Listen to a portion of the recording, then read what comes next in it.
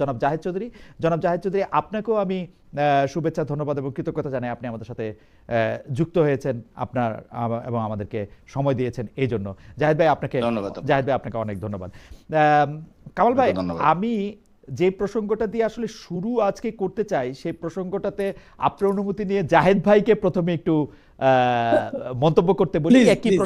একই প্রসঙ্গে কামাল ভাইয়ের মন্তব্য আমরা শুনবো। সেই ব্যাপারটি হচ্ছে যে সাবেক উপদেষ্টা সৈয়দা রিজওয়ানা হাসান সম্পর্কে জামায়াতের যে নায়েবে আমির আছেন, জামাতের নায়েবে আমির, তিনি একটি কথা বলেছেন কালকে সংবাদ সম্মেলনে। তো উনার কথাকে আমি একটু উদ্ধৃত করছি। গতকাল আমরা একটি রাজসাক্ষী পেয়েছি, সেই রাজসাক্ষীর নাম হচ্ছে সাবেক উপদেষ্টা অ্যাডভোকেট রিজওয়ানা। তিনি সাংবাদিকদের সঙ্গে এটি প্রকাশ করেছেন, যারা তার ভাষায় নারীদের উপযুক্ত অধিকারকে নিশ্চিত করতে পারেনি, তারা বিরোধী দলে থাকলেও আমরা কিন্তু তাদের মূলধারায় বা প্রধান শক্তি হিসাবে আসতে দিইনি। তখনই বোঝা যায় ইলেকশন ইঞ্জিনিয়ারিং এর কথা এসেছে, সেটাকে উনি নিজেই স্বীকার করে রাজসাক্ষী হয়েছেন। আমরা পাশাপাশি একটু আপনাকে পড়ে শোনাতে পাই, আপনাদেরকে একটু শোনাতে চাই। কামাল ভাই নিশ্চয় মনে থাকবে, আমি জাহেদ ভাইয়ের কাছ থেকেই প্রথমে শুনতে চাই। আমাদের শফিকুল আলম, যিনি প্রধান উপদেষ্টা প্রেস সচিব ছিলেন, তিনি এখনো তার দায়িত্ব মনে হয় একটু এক্সটেন্ড করছেন, পালন করে যাচ্ছেন, বা তিনি তার মানে কি বলবো, বিবেক থেকেই তিনি কথাগুলি বলছেন। তিনি ফেসবুকে একটি স্ট্যাটাস দিয়েছেন, যেখানে হচ্ছে রেজওয়ানা আপার মন্তব্যটা আবার তিনি উদ্ধৃত করছেন। শি সেইড বলে তাকে উদ্ধৃত করছি। তিনি বলছেন, সালাম, মানে অর্থাৎ রেজওয়ানা আপার কথা, আজকে আমার বক্তব্যটা খণ্ডিত করে প্রচার করেছে, যদিও ভিডিওটা কালকের। কথা হচ্ছিল নারীর প্রতি উগ্রবাদ নিয়ে, প্রশ্নটি ছিল এরকম, মাজারে হামলা, বাউলদের উপর নির্যাতন, নারীদের নিয়ে নানা কটূক্তি। আপনি কিভাবে দেখেছেন সেই সময়? অনেকেই বলেছে উগ্রপন্থীদের সুযোগ দিয়েছে সরকার। আমি বলেছি যারা কটূক্তি করেছে তাদের বিষয়ে নারী সমাজ যেমন প্রতিবাদ করেছে, লিগ্যাল নোটিশ দিয়েছে, সরকারের কথা বলেছে, ফলে তারা ক্ষমা চেয়েছে। সেই সব কটূক্তি করার শক্তি যেন মেন স্ট্রিম মানে সমাজে প্রাধান্য সৃষ্টিকারী না হয়, সেটার বিষয়ে আমাদের মানে নারী সমাজকে কাজ করতে হবে, ইত্যাদি ইত্যাদিতে ডট ডট ডট। সুতরাং যেটা বলার চেষ্টা করা হচ্ছে তা অবান্তর, ভুল ব্যাখ্যা দিয়ে এই দলের নাম দিয়ে প্রচার করছে, যা অনাবশ্যক বিভ্রান্তি সৃষ্টি করেছে। আমি কোনো দলের নামও উচ্চারণ করিনি, আর বিরোধী দল তো অবশ্যই মেন স্ট্রিম। সুতরাং মানে এই হচ্ছে দুটি বক্তব্য, আপনারা নিশ্চয়ই দুটি দেখেছেন। জাহেদ ভাই, আপনার কাছ থেকে একটু প্রথমে শুনতে চাই, আপনার কাছে কি মনে হয়? জামায়াতের বক্তব্য হচ্ছে সাবেক উপদেষ্টা সৈয়দা রিজওয়ানা হাসান এবং খলিলুর রহমানকে আইনের আওতায় এনে জিজ্ঞাসাবাদ ও বিচারের দাবি করেছে তারা। ধন্যবাদ আপনাকে। দেখেন, এখানে আপনি পরের যে স্টেটমেন্টটুকু পড়েছেন, এটা হলো সৈয়দ রেজওয়ানা হাসান একটা ব্যাখ্যা পাঠিয়েছেন মিডিয়াতে, আমরা ওইটা পেয়েছি এবং আমাদের কালকের কপিতে ওইটা যাচ্ছে। ওনার বক্তব্য লেজে মেইনলি জামাত যে অভিযোগটা করেছে এই পুরোটাই যাচ্ছে ফার্স্ট পেজে আমাদের, এবং তার সাথে শেষ দিকে রেজওয়ানা হাসানের বক্তব্যটা যাচ্ছে। তো এইখানে উনি যেটা বলার চেষ্টা করেছেন, রেজওয়ানা হাসানের কথাটা দিয়ে শুরু করছি আমি। উনি যেটা বলার চেষ্টা করেছেন, উনি উপদেষ্টা হিসেবে বলেননি, উনি একজন নারী হিসেবে বলেছেন। ওনার এইটা ওনার স্টেটমেন্ট পড়ে বারবারই একাধিক জায়গায় ব্র্যাকেট দিয়ে এটা লেখা আছে সরকার না, মানে ওনার যে বক্তব্যটা আমাদের হাতে আসছে যে সরকার না মানে নারী সমাজ, মানে উনি ইন্টারপ্রেটটা আমাদের বলে এটা মিন করছেন মানে নারী সমাজ, তারপরে নারী সমাজ সরকার না, মানে উনি কয়েকটা জায়গায় এইরকম একটা ব্যাখ্যা দাঁড় করিয়েছেন এবং এটাই বলার চেষ্টা করছেন যে মাঝখানে একবার শুধু নির্বাচনের প্রসঙ্গটা আসছিল, ওই সময় আমি ওইটার আনসার দিয়েছি, আর বাকি পুরোটাই ছিল নারীদের ভূমিকা নিয়ে, নারীদের নিয়ে রাজনৈতিক দলের, এবং উনি নারী হিসেবে কি করবেন এই একটা অবস্থানে উনি দাঁড়িয়ে আছেন। আমার কথা হলো যে উনি অবচেতন মনে হোক কিংবা পুরো বক্তব্যের মধ্যে হোক, যে কোনো নিউজের ক্ষেত্রে আমরা একজন সাংবাদিক হিসেবে বলবো যে নিউজ পুরোটা, উনি হয়তো একটা লম্বা বক্তব্য, উনি বলছেন আমি একটা টেলিভিশন চ্যানেলে অনেক লম্বা বক্তব্য দিয়েছি, এটার খণ্ডিত অংশ প্রচার করছে, এই অভিযোগটা আমরা সবসময় শুনতে পারি। আমরা একজন মিডিয়া কর্মী হিসেবে আসলে পুরো বক্তব্য সবসময় দেওয়ার সুযোগ থাকে না, আমরা এটা দিতেও পারি না এবং এটা দেয় না। কিন্তু এখানে যদি কেউ ইন্টেনশনলি খালি ওইটুকু দেয়, এবং উনি বলছেন যে ওনার বক্তব্যের স্পিরিটটা এইটা উনি ব্যাখ্যা করার চেষ্টা করেছেন, এটা হলো আমি ওনার কথাটা বললাম, ওনার স্টেটমেন্ট। আর তার চেয়ে বড় জিনিসটা হলো যে উনি, আমার যেটা মনে হয় যে উনি নারী হিসেবে, উনি উপদেষ্টা হিসেবে কি করেছেন তা জানি না, তবে উনি মন থেকে নিশ্চয়ই চেয়েছেন, এটা তো এটার মধ্যে দিয়েই উনি নারী হিসেবে বললেও এর মধ্যে দিয়ে এই জায়গাটুকু প্রকাশ পাচ্ছে যে উনি চেয়েছেন যে জামাতের মতো রাজনৈতিক দল ক্ষমতায় না আসুক কিংবা ওই না পর্যায়ে জাহিদ না ভাই, যাক, জাহিদ ভাই, এটাও তো ওনার মন থেকেও নিতে জাহিদ আছে। ভাই, জাহিদ ভাই, আপনি যদি আমাকে অনুমতি দেন, আমি আসলে সৈয়দা রিজওয়ানা হাসানের ভিডিও বক্তব্যটা পুরোপুরি যতটুকু দেখা গেছে ততটুকু আমি শুনছি। আমার কাছে কিন্তু আচ্ছা, একবারের জন্য মনে হয় নাই তিনি এটা ইলেকশনের জায়গা থেকে এটা মিন করছেন। ওনাকে স্পেসিফিক প্রশ্ন করা হয়েছে যে গতবার, গত ১.৫ বছরে, গত 18 মাসে নারীর প্রতি উগ্রপন্থাকে সরকার আসলে সেকেন্ড করেছে কিনা, সরকার আসলে এক ধরনের সুযোগ দিয়েছে কিনা। উনি বলছেন যে না, এরকম কোনো সুযোগ আসলে দেওয়া হয় নাই, এরকম কোনো কিছু করার নাই। এর সাথে নির্বাচনে কোনো সম্পর্ক আছে বলে আমার একবারের জন্য মনে হয় নাই। এটা এইটাকে না, কেন আমি সেই নির্বাচনের কথাই দিকে বলা, নেওয়া হইলো, শুধু তাই না, সেটাই আপনি সেটাই দেখবেন, আপনি দেখবেন সেটাই অনেকগুলি আমি তো ভুয়া, বলতে চাচ্ছি যে ওনার অনেকগুলি কথা। অনেকগুলি ভুয়া ফটো কার্ড ছড়িয়েছে, যেখানে বলা হয়েছে যে সৈয়দা রিজওয়ানা হাসান বলছেন যে ইলেকশন ইঞ্জিনিয়ারিং না হলে জামাত 168টা সিট পেত, 68টা নয়, যেটা হুইচ ইজ আটারলি এইটার ফলস। আটারলি ফলস। এবং এটার ব্যাপারে আমি বলি, এটার ব্যাপারে আমরা মেজর পত্রিকা হিসেবে প্রথম আলো হোক কিংবা আমার দেশ হোক, আমরা যে প্রতিদিন কত ভুয়া কার্ডের শিকার হচ্ছে, মানে বলা যায় যে আমাদের বিরুদ্ধে একটা অভিযোগ আসছে যে আমরা বিএনপির বিরুদ্ধে একটা ক্যাম্পেইনে নেমেছি। কারণ যখন আমরা আমরা এটা বের করার চেষ্টা করলাম যে আমরা কি এমন করছি, আমরা তো ঘটনাগুলোই তুলে ধরছি, আমরা তো ওইরকম কোনো ক্যাম্পেইন করছি না, তখন আবিষ্কার হলো যে আমাদের নামে শত শত ভুয়া কার্ড এই যে রেগুলার ছাড়া হচ্ছে। এর মধ্যে হয়তো দেখা যাচ্ছে যে 99টাই হলো ভুয়া, আর একটা হয়তো আমাদের কার্ড। এগুলোকে মিলিয়ে ফেলে লোকজন একটা অ্যাসেসমেন্টে চলে যাচ্ছে। এই সোশ্যাল মিডিয়ায় এই জিনিসগুলো কিন্তু এমনই একটা বড় ধরনের একটা সমস্যার সৃষ্টি করছে ইদানিং।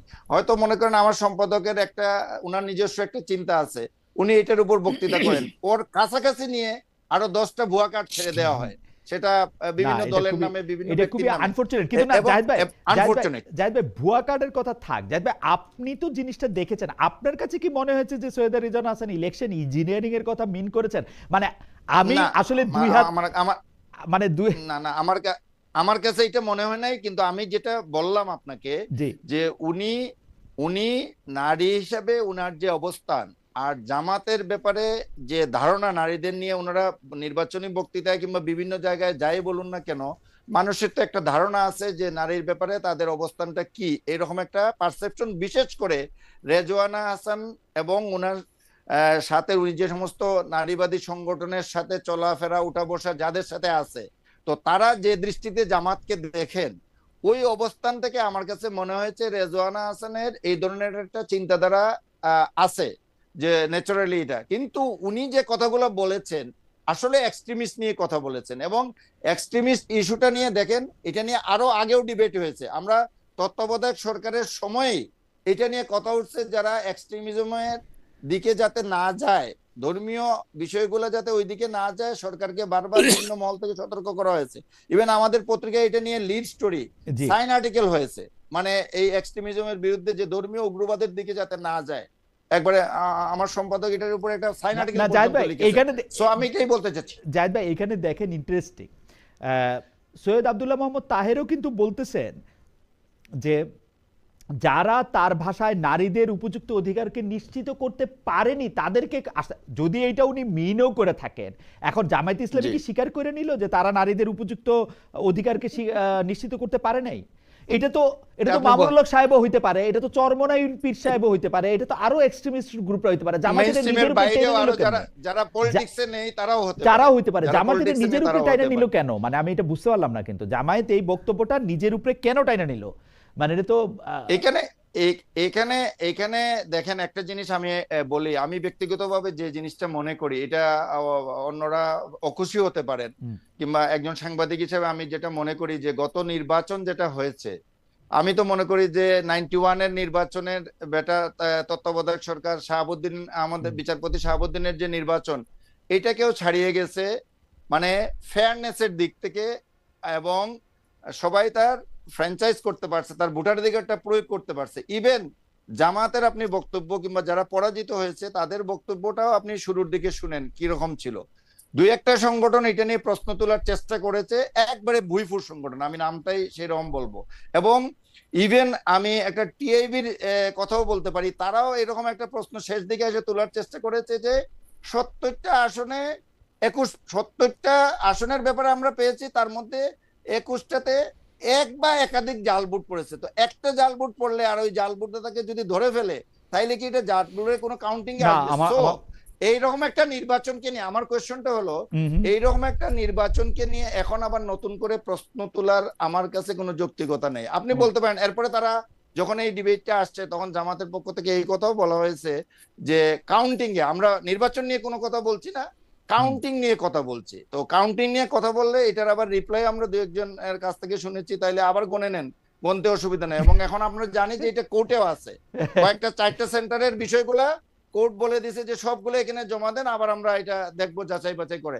আমার কথা হলো নির্দিষ্ট প্রক্রিয়া আছে, যদি ওই প্রক্রিয়াকে কেউ আপত্তি তুলে থাকে তাইলে এটা নিয়ে কোয়েশ্চেন করবেন, কিন্তু আমার ঢালাও ভাবে আমার নির্বাচনকে প্রশ্নবিদ্ধ করা কিংবা এটাকে করা উপদেষ্টাদের ইলেকশন ইঞ্জিনিয়ারিং করে তারা এখানে নিয়ে আসছেন, এই কথাগুলো পড়া আমার আমার কাছে, আমি আমার কাছে মনে ব্যক্তিগতভাবে হয় যে মানে এর সাথে আমার কাছে মনে হয় যে গ্রহণযোগ্য, আমার কাছে গ্রহণযোগ্য পর্যায়ে মনে আমার হয় না কাছে এই মনে অভিযোগগুলোকে। আমার কাছে মনে হয় যে জাহেদ চৌধুরী ভাই খুবই চমৎকারভাবে বিষয়টি একদম সাম আপ করছেন, কিন্তু আমি মাসুদ কামাল ভাইকে এই প্রশ্ন করতেই চাই। সৈয়দা রিজওয়ানা হাসানের প্রসঙ্গটি নিয়ে আপনি একটু কথা বলবেন, কিন্তু আমাদের মনে কখন এই ইঞ্জিনিয়ারিং বলেন, ডাক্তারি বলেন, কবিরাজি বলেন, এটা নিয়ে সন্দেহ তৈরি হয় যখন আমরা দেখি খলিলুর রহমান সাহেবের অ্যাপয়েন্টমেন্টটা দিয়া, আমরা দেখি যে ইঞ্জিনিয়ারিং এর জায়গা থেকে আমরা যখন দেখি প্রেসিডেন্টের সাথে বর্তমান প্রধানমন্ত্রীর এক্সট্রা খাতির দিয়া, যেটা দরকার নাই আসলে, এই জায়গাগুলি দিয়ে আমাদের কাছে মনে হয় যে কিছু ইঞ্জিনিয়ারিং, কিছু ডাক্তারি, কিছু কবিরাজি হইতেও পারে, এবং সেই ইঞ্জিনিয়ারিং, কবিরাজি, ডাক্তারি, তবে আমি আপনার কাছেই শুনতে চাই, আমার কাছে মনে হয় যদি ইঞ্জিনিয়ারিং, কবিরাজি হয়ে থাকে এটা সব পক্ষের সম্মিলিত অবস্থানে এটা হয়েছে আর কি। আপনার মন্তব্য শুনতে চাই মাসুদ কামাল ভাই। দেখেন, আমি ইঞ্জিনিয়ারিং হয়েছে কিনা আমি ওই ব্যাপারটা নিশ্চিত না হয়ে বলতে পারি না। তবে আমি একটা কথা বলতেই পারি, সেটা হলো যে যে অন্তর্বর্তীকালীন সরকারের সময়ে নির্বাচনটা হয়েছে, এই নির্বাচনে অন্তর্বর্তীকালীন সরকার নিরপেক্ষ ছিল না। এটা হলো আমার অবজারভেশন। এখন কোন উপদেষ্টা ছিলেন, কোন উপদেষ্টা ছিলেন না, কে কার প্রতি পক্ষপাত দুষ্ট ছিলেন, সেটা হয়তো আপনি আলাদা আলাদা করে গবেষণা করলে বেরো করা যাবে। যেমন ডক্টর ইউনূস, উনি এনসিপির প্রতি পক্ষপাত দুষ্ট ছিলেন, এটা আমি মনে করি, এবং ওনার এই পক্ষপাতিত্বের কারণেই এনসিপির বিভিন্ন আসনে তারা এত ভোট পেয়েছে। আমি মনে করি তাদের এত ভোট পাওয়ার কথা ছিল না। এটা ডক্টর ইউনূসের একদম প্রকাশ্য নির্লজ্জ ভূমিকার কারণে উনি পেয়েছেন, এটা হলো আমার ধারণা। এবং আপনি রিজওয়ানা হাসানের বক্তব্যটা আমিও দেখেছি, কিন্তু আপনি ওখানে একটা কথা দেখেন, আমি ওটাকে আবার আপনাকে, আপনি যে কথাটা বলেন একটু পড়ে শুনে আপনাকে। উনি বলেছেন সমাজে একটি শক্তি সব সময় নারীর সমান অধিকার ও ক্ষমতায়নের বিরুদ্ধে অবস্থান নেয়, সেই শক্তির একটি অংশ রাজনীতিতেও সক্রিয় থাকতে পারে, তবে আমাদের কাজ ছিল যাতে তারা মূল ধারায় আসতে না পারে, আমরা সেই কাজটা করতে পেরেছি। আপনি এক্ষেত্রে ওই মাজার বিরোধী শক্তির কথা বলতে পারেন, অমুক বলতে পারেন, তমুক বলতে পারেন, সব বলতে পারেন, কিন্তু যখন আপনি দেখবেন যে তাদের সেই শক্তির একটা অংশ রাজনীতিতেও সক্রিয় থাকতে পারে, তারপরে তারা যাতে নাকি মূল ধারায় আসতে না পারে সেই জন্য আমরা চেষ্টা করছি। এই জন্য যখন উনি এই কথাটা বলেন, তখন আপনি যেভাবে সন্দেহ করলেন, তাহলে কি তাহের সাহেব মেনে নিচ্ছেন যে ওনারা মানে ওরকম একটা শক্তি? এটা একটা প্রশ্ন হতেই পারে, কিন্তু তাহের সাহেব কি মনে করলেন কি করলেন না সেটা কিন্তু ইম্পর্টেন্ট না। ইম্পর্টেন্ট হলো রিজওয়ানা হাসান কি মনে করলেন। উনি তো উনার মনে করার কথাটা বলেছেন, এবং যদি সেটাও হয়, আমি ধরে নিচ্ছি জামাতের কথা বলেনি, আমি ধরে নিচ্ছি অন্য কোনো শক্তির কথা বলেছে, আমি ধরে নিচ্ছি মামুনুল হকের কথা বলেছে, অথবা আমি ধরে নিচ্ছি বিএনপির সঙ্গে যে ইসলামী দল ছিল তাদের কথা বলা হচ্ছে, যার কথাই আপনি বলেন, অথবা ইসলামী আন্দোলনের কথাও বলেন, যার কথাই বলেন, সেই জিনিসটা তাদেরকে আসতে না দেওয়ার যে কাজটা ওনারা করতে পেরেছেন, এটা কি একটা নিরপেক্ষ সরকারের কাজ? আমার কথা হলো এটাই। কামাল ভাই এটা তো ওনাদের কাজ নয়। কামাল ভাই আমি একটা প্রশ্ন করতে পারি? আমি একটু না না জাহিদ ভাই আপনি বলেন, বলবেন, বলেন। জাহিদ ভাই আপনি বলবেন পরে। আমি একটু কামাল ভাইকে একটু প্রশ্ন করতে চাই। প্রথমে আপনি বলতেছেন যে অন্তর্বর্তীকালীন সরকার নিরপেক্ষ ছিল না, কারণ ইউনূস সরকার বা ডক্টর মোহাম্মদ ইউনূস পুরোপুরি এনসিপির পক্ষে ছিল। কিন্তু ডক্টর মোহাম্মদ ইউনূস সাহেব এনসিপির পক্ষে ছিল, এর জন্য এনসিপি ভোট বেশি পেয়েছে, এর কোনো প্রমাণ বা লক্ষণ আমরা দেখি না। বরং এনসিপি জামায়াতের সাথে যুক্ত হয়েছে বলে ভোট বেশি পেয়েছে বলে আমার ধারণা। এবং সৈয়দা রেজওয়ানা হাসান যাদেরকে ইঙ্গিত করেছেন, সেই পুরো ইঙ্গিত আসলে 18 মাসের মধ্যে আপনি যদি দেখেন, তারা মেয়েদের ফুটবল খেলা বন্ধ করতে চেয়েছিল, মেয়েদের ফুটবল খেলা 52টা জেলায় হয়েছে। আপনি যদি দেখেন যে বিভিন্ন জায়গার মধ্যে থেকে যারা মেয়েদেরকে নিয়ে নানা রকম কটূক্তি করছে, অন্য কিছু করছে, এই সরকার তাদেরকে শাস্তি দিতে চেষ্টা করেছে। বা সৈয়দা রেজওয়ানা হাসানও বিভিন্নভাবে করেছে নাকি? করেছে করছে তো করেছে নাকি? তাই নাকি? করছে তো কোথায় করেছে ভাই? যা যা মেয়েদের সরকারের তো বিভিন্ন রকম কোথায় করেছে? উদ্যোগ না, ছিল আপনি প্রকাশ্যে। আমাকে বলেন, ওই যে শক্তিটার কথা বলা হচ্ছে, সেই শক্তিটা এই পুরো 18 মাস পুরো দেশে দাপিয়ে বেরিয়েছে। কার শাস্তি? ঢাকা ইউনিভার্সিটিতে একটা মেয়ের না। ওড়না কতটুকু ছিল এটা নিয়ে যে লোকটা বলেছে তাকে তো ফুলের মালা দেওয়া হয়েছে। না, ফুলের মালা তো সরকার দেয় নাই। আপনি কোথায় কামাল দেখলেন? ভাই, ফুলের মালা তো আপনি সরকার কোথায় দেয় নাই। দেখলেন তাদেরকে শাস্তি দেওয়া হয়েছে? সরকার দেয় নাই তো। সরকার দিতে দিয়েছে। সরকার দিতে দিয়েছে। সরকার তো নিজে, যে ইউনূস সাহেব তো নিজে যে ফুলের মালা পরাবেন না। যখন ফুলের মালা পরানো হয় তখন ইউনূস সাহেব তো ওনাদেরকে আপনি ধরে নাই। কিন্তু আপনি ওই লাইনে আসেন। কিন্তু কামাল ভাই, ওরা তো 52টা জায়গায় মেয়েদেরকে ফুটবল খেলার ব্যবস্থা করে দিছে। একসাথে 52টা জায়গায় হয়েছে, 52 বা 53 বা 50টার বেশি জায়গায় এখন এইটা করছে। তারপর আপনি আরো অনেকগুলি জিনিস দেখেন যে এই সরকারের জন্য কিন্তু এগুলি হইতে পারে না। বরং আপনি যদি দেখেন, আপনি যাকে ইউনূস ব্যাকড পার্টি বলতেছেন এনসিপি, সেই এনসিপি কিন্তু তাদের 6 জন বড় নারী নেতাকে বাদ দিয়ে জামায়াতে চলে গেছে এবং সেইটার ফল তারা ভোগ করছে। তারা চেষ্টা করছে, মানে রেজওয়ানা আপারা চেষ্টা করছে যে, আমার কাছে যেটা মনে হয়, আমার ইন্টারপ্রিটেশন হচ্ছে উপদেষ্টারা চেষ্টা করছে এনসিপি যাতে একটা মিডল রাইট দল হয়, কিন্তু সেটা তো তারা হয় নাই আসলে। তারা একটা ফার রাইট দল হয় নাই তাদের। আমার কথা হলো কি, এইটা তো সরকারের চেষ্টা করার বিষয় না রে ভাই। সেটা আমার সেটা ঠিক। বক্তব্য হলো এটা তো সরকারের চেষ্টা করার বিষয় না। সরকারের চেষ্টা করার বিষয় হলো যে এই দেশের মানুষ যাকে ভোট দিয়েছে অথবা ভোট দিতে চায়, সেই জিনিসটার জন্য মানে উপযুক্ত পরিবেশকে নিশ্চিত করা। এটা তো সরকারের কাজ না। আমি ওই কথাটাই বলছি যে কে ভালো কে মন্দ এটা তো পার্সন টু পার্সন ভ্যারি করবে। ধরেন আমি একটা উদাহরণ দেব, বলি একটা কওমি মাদ্রাসার টিচার, উনি যা চায় তার সঙ্গে আমার চাওয়া মিলবে না, কিন্তু তার মানে এই নয় যে ওনার চাওয়াটা আমি গলা টিপে ধরবো অথবা ওনাকে আমি চাইতে দিব না। এটা ওনার ইচ্ছা, উনি চাবে, আমি আমারটা চাবো। তো সেই এটা তো সরকারের, যদি সরকার মাঝখানে থাকে, সরকারের তো এটা কাজ না যে আমি যেটা চাই আমার পক্ষে থাকবে, আরেকজনের বিপক্ষে থাকবে। না সরকারের কাজ না। কামাল ভাই, আমি যেটা বলতে চাই, আপনার সঙ্গে কথা বলা আনন্দদায়ক, সেজন্যই বলতেছি যে ধরেন সরকারের কাজ আপনি যেটা বলতেছেন, ধরেন ডক্টর ইউনূস একটা পক্ষকে সমর্থন জানাইছেন, কিন্তু সেই পক্ষকে জন্য উনি তো কোনো কাজ করেন নাই। কারণ আমি যদি যে দেশে আছে সেই দেশের উদাহরণ যদি দেই, ধরেন বাইডেন প্রেসিডেন্ট হিসেবে কামালা হ্যারিসকে ভোট দিতে বলছেন, কিন্তু কামালা হ্যারিসে বেশি লোকে ভোট দেয় এটা তো উনি করেন নাই। ডক্টর ইউনূস তো জাহিদ ভাইয়ের কথাই যদি ধরি, একটা সবচেয়ে ভালো ইলেকশন করলো 91 সালের পরে, উনি তো কাউরে আমি আপনার একটা কথা বলছেন, আমি একটা কথা বলি আপনাকে, উনি যেহেতু আর একটা জায়গায় 2টা ভোট দিয়ে আসবেন না, ওইভাবে তো হয় না। কিন্তু সরকার প্রধান চাচ্ছে যে এই দল থেকে একজন মন্ত্রীও হবে, চাচ্ছে। উনি বলছে যে এই দল অনেকগুলি আসন জিতবে, বলছে। এই বলাটা কি কেবল ওই দলের লোকের কাছে যাচ্ছে? ওই কথাটা কি প্রশাসনের কাছে যাচ্ছে না? যদি প্রশাসনিক কথাটা শোনে, প্রশাসনের সঙ্গে তার কি আন্ডারস্ট্যান্ডিং হয়েছে, প্রশাসনকে কি বলেছেন, অথবা কার মাধ্যমে বলেছেন? কামাল ভাই, প্রশাসনের প্রভাব বিস্তার না করলে শুনবে না।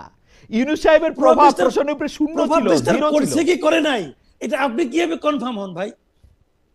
আমি কনফার্ম হই কারণ হচ্ছে যে বিভিন্ন জায়গা থেকে যেরকম খবর টবর, কে পাস করছে কে ফেল করছে, এটা বুঝবেন না ভাই, এটা বোঝা যাবে না, এটা হবে না। আমি বলি আপনাকে, শুনেন, উনি যে বলেছেন এই বলাটাই হলো গিয়ে প্রভাব বিস্তার। ওনার এই বলাটাই আমি তো নিশ্চিত যে, যেমন ধরেন আমি উদাহরণ দিয়ে বলি, এই ঢাকা 8-এ নাসিরউদ্দিন পাটোয়ারি যে ভোট পেয়েছি, এই ভোটটা আমার কাছে অস্বাভাবিক ভোট মনে হয়। আমি মনে করি এখানে কিছু একটা আছে। এখন আপনি মনে করছেন পাটোয়ারি বেশি পেয়েছে, এটা মনে করছেন যে যা পাওয়ার অবশ্যই মনে বেশি পেয়েছে? অবশ্যই মনে করছি। কেবল এই গালাগালি করে এত ভোট পাওয়া যায় না। না কিন্তু বলে লাভ নাই রে ভাই। কিন্তু কিন্তু কিন্তু জামায়াত একটা তাকে নিরঙ্কুশ মানে সমর্থন দিয়েছে। আর তাছাড়া হচ্ছে ইলেকশনের সময় এক্স ফ্যাক্টর বলে একটা কথা আছে, নাসিরুদ্দিন পাটোয়ারি একটু রক স্টারের মতো আচরণ করতেছিল, সেই জন্য মানুষের একটু আগ্রহ হইতে পারে। এটা হলো আপনার ব্যাখ্যা। শুনেন, আপনি এটা ব্যাখ্যা দিতেই পারেন, আপনার ব্যাখ্যার আমি ওটা ব্যাখ্যা দিতেই পারি। হ্যাঁ আমার ব্যাখ্যা আপনার ব্যাখ্যা মিলতে হবে এরকম কোনো গ্যারান্টি নাই, মিলার দরকারও নাই। আচ্ছা, কিন্তু আমার বক্তব্যটা হলো আমি যেভাবে বুঝলাম আমি সেভাবে বললাম। যে আপনার কিন্তু কাছে এটার না, অভিযোগটা আচ্ছা তো আচ্ছা ঠিক আচ্ছা, উল্টো জাহিদ ভাই, অভিযোগ আছে। জাহিদ ভাই, আমি আপনার কাছে আসতেছি। জি কামাল ভাই, জি আপনার বিশ্লেষণে এই ইলেকশনে মানে এই ইলেকশনটা কতটা প্রভাবিত হয়েছে, মানে এটা কি পার্সেন্টেজে আপনি বলতে পারেন যে মানে কি পরিমাণ প্রভাবিত হয়েছে, যে সে 30%, 20%, 10% প্রভাবিত হয়েছে? আমি আমি দুটো জায়গায় প্রভাবিত মনে করি। প্রথমত, ওকে, ভোট যে কাস্টিং দেখানো হয়েছে, জি, এটা বেশ বড় রকমের প্রভাব বিস্তার করছে। এত ভোট কাস্ট হয় নাই, আচ্ছা, এটা হলো আমার অবজারভেশন। হয় নাই এর পেছনে আমার যে যুক্তিটা সেটা হলো হ্যাঁ, যে বাংলাদেশে যতগুলো ইলেকশন এর আগে হয়েছে, হুম, কত পার্সেন্ট ভোট কাস্ট হলো এটা সবার আগে বলে দেওয়া যায়, হুম, প্রথমেই বলে দেওয়া যায়। হুম, ওই যে মুড়ির যে বইটা, হুম, বইয়ের যে মুড়িটা আছে ওটা দেখেই বলে দেওয়া যায় যে কত লোককে আমি ব্যালট পেপার কেটে দিয়েছি। হুম, সিম্পল একদম। এটা যখন পরের দিন সকাল 12টার দিকে বলা হয়, হুম, তখন বোঝা যায় যে এটা হিসাব মেলানোর কোনো ব্যাপার ছিল। এই জায়গাটা ইলেকশন কমিশন মিজারেবলি ফেল মারছে, টোটালি ফেল। আমি মনে করি এত ভোট, 60% ভোট কাস্ট হয় নাই, এটা আমি বিশ্বাস করি। এবং এইটা সরকার বেসিক্যালি করেছে হলো যে এই গণভোটটাকে গ্রহণযোগ্য মাত্রায় তুলে আনার জন্য সরকার এই আকামটা করছে, মানে সরকার এবং ইলেকশন কমিশন এই আকামটা করছে। স্টেট এই জায়গায় তারা একদম মানে অন্যায় করেছে, এটা একটা বিষয়। আর আচ্ছা, দ্বিতীয় বিষয় হলো ভোটের যে হিসাবটা, আমার কাছে মনে হয়েছে যে অন্তত পক্ষে আপনার এনসিপির যে 6 জন পাস করেছে হুম, এবং আরো কয়েকজন যে পাস করার মতো অবস্থানে ছিল, নাসিরুদ্দিন পাটোয়ারি অথবা সার্জিস আলম, এই জায়গাগুলোতে কিছু একটা ঝামেলা হয়তো বা হয়েছে। আচ্ছা, দেখেন, এটা কিন্তু আমি প্রমাণ করছি না, আমার কাছে প্রমাণ নাই, আচ্ছা, আপনি আমি ইয়াতে, এটাকে আচ্ছা, সন্দেহ করছি। আহ, আহ, আপনার কাছে এই বিষয়ে শেষ প্রশ্ন আমার, আপনি যেভাবে ইলেকশনের মানে ভোট কত অংশ কাস্ট হয়েছে এবং সেইখানে সরকার কিছুটা শয়তানি করতেছে, এখন এই সরকার যদি শয়তানি হ্যাঁ ভোট না ভোট নিয়ে করে, তাইলে যে সে তার পছন্দের প্রার্থীকে জিতানোর জন্য করে না, এটা তো আমরা কেমনে বিশ্বাস করবো? এটা তো করতেই পারে। Right. এবং এর মধ্যে করতেই যেহেতু পারে। অনেক লোক ইনভলভ ছিল, আমি নিজে ভোট কেন্দ্রগুলি দেখছি, ভোটের পোলিং এজেন্টরা অনেক সময় পর্যন্ত ছিল, অ্যাটলিস্ট ঢাকার বাইরে তার যাওয়া হয় নাই। তাইলে এইটার ব্যাপারে জোরে সোরে জামায়াত ইসলামী বা এনসিপি কথা বললো না কেন? মানে তারা কনসিড করে গেল কেন? সবার আগে তারা কনসিড করে গেছে। এইটা আমি কিন্তু মাওলানা মামুনুল হককেও জিজ্ঞেস করছি, যে মাওলানা মামুনুল হক মনে করতেছে যে তারা এরকম ভোটে হারায় দেওয়া হয়েছে, তারপরেও তারা এরকম এটা, কিন্তু জামায়াতের পক্ষ থেকে কিন্তু মামুনুল হককে নিয়ে, এনসিপির পক্ষ থেকে মামুনুল হককে নিয়ে বিশাল কোনো কিছু শোনা যায় নাই। তারা পাটোয়ারি নিয়ে 2-4টা শব্দ বলছে, কিন্তু এটা কেন? মানে এটা কেন, এটা আমি তাদের কথা, তাদের মনের ভাব, তাদের অন্তর্নিহিত কারণ আমি তো বলতে পারবো না, কারণ আমি তো এই পার্টি করি না। কিন্তু আমি যেগুলো শুনেছি, হুম, শোনা হলো গিয়ে যে এটা এক ধরনের আন্ডারস্ট্যান্ডিং নাকি ছিল। যেমন অনেকেই বলেছে যে জামায়াতের আমির সাহেব উনি জিতেন নাই, হুম, বলে ওনাকে জেতানো হয়েছে এবং এর বিনিময়ে মামুনুল হককে হারানো হয়েছে, হুম, এরকম বলা হয়েছে। এখন এইগুলি সত্য মিথ্যা আমি বলতে পারবো ওকে, না, কিন্তু ওখানকার মানুষজন এগুলি বলে, ওই এলাকার লোকজন এগুলি বলে। যে এই সমস্ত আওয়াজ তো উঠছে রে ভাই, এখন তুমি কিছু নেও আমার কিছু দাও, এরকম হতেই পারে। আচ্ছা, কামাল ভাইয়ের বক্তব্য পরিষ্কার। জাহিদ ভাই, আপনাদের নতুন প্রসঙ্গ বা প্রশ্ন করার আগে আপনি একটা কিছু বলতে চেয়েছিলেন, সেইটা যদি আমাদেরকে একটু বলেন। যে না, এটা কিছুটা আলোচনায় চলে আসছে। দেখেন, কামাল ভাই যে দুইটা জায়গায় কথা বলছেন, এটা নিয়ে আমি একটু বলতে চাই যে ওনার কাছে কেন মনে হচ্ছে যে ভোটটা ঠিক মতো ভোটগুলা হয়নি। এখানে দেখেন, জামাতে ইসলামী কিংবা অন্য কোনো দলই তারা বলছে ভোট গ্রহণ প্রক্রিয়া নিয়ে আমাদের কোনো কমপ্লেন নেই। টিল টুডে তারা এই কথা বলে যাচ্ছে। টিল টিল টুডে এখন পর্যন্ত একই কথা তারা বলে যাচ্ছে যে ভোট গ্রহণের পর্যায় পর্যন্ত, মানে বিকাল 4:30 পর্যন্ত সবকিছু ফেয়ার ছিল, এটা নিয়ে তাদের কোনো ধরনের কমপ্লেন নাই। এটা গেল একটা বক্তব্য আমার। তারা বলছে কাউন্টিং এর ব্যাপারে, এবং কাউন্টিং এর ব্যাপারে পাটোয়ারির ওইখানে যে কোয়েশ্চেনটা আসছে, পাটোয়ারি বলছে আমরা জিতে যেতাম, কিন্তু ওই তারা তো স্পেসিফিকলি বলছে যে সিলটা যেখানে মারার কথা সেই জায়গায় না মেরে অন্য জায়গায় মারছে, এটা কাউন্ট হয়েছে। একই বিষয়টা মামুনুল হক সাহেব ওই রাত্রেই নির্বাচন কমিশনে গেছিলেন যে পাটোয়ারিটা যদি এইভাবে কাউন্ট হয় তাহলে আমারটাও এইভাবে কাউন্ট করলে আমি জিতে যাব, ববি হাজ্জাজ জিতবে না। এটাই হলো তাদের মূল অভিযোগ। আমি খুব টাইম টু টাইম ওদের ওই অভিযোগটা ওই সময় খেয়াল করেছি এবং এখন পর্যন্ত তারা এই জায়গায় আছেন। তাইলে আমার কথা হলো ওই দুইটা জায়গার কাউন্টিংটা, এখন তো কোর্ট আছে, নির্বাচনী ট্রাইব্যুনাল আছে, এখান থেকে এই দুইটা জায়গার কাউন্টিংটা আবার হোক।